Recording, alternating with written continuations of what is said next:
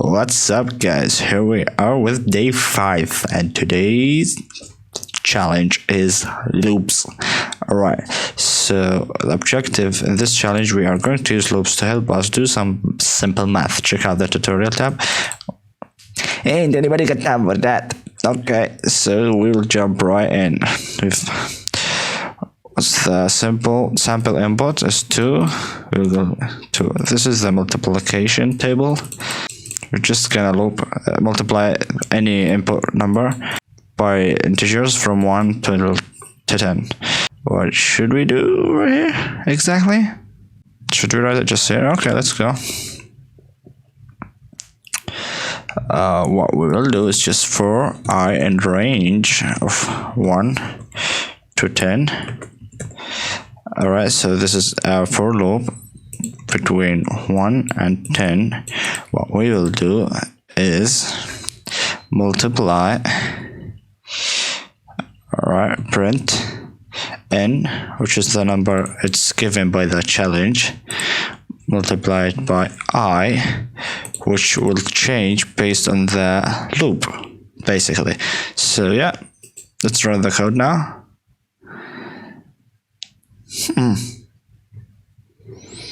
Doesn't want us to print this. Sorry. Alright, so let's do it just like that. We will create a string. Alright, and we will create placeholders, and we'll use the format. Alright, so this way. Wait, what version is this? Anyway, I think we'll just come here, format, and what we will do,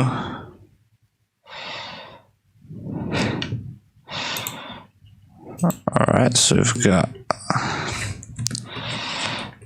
equals,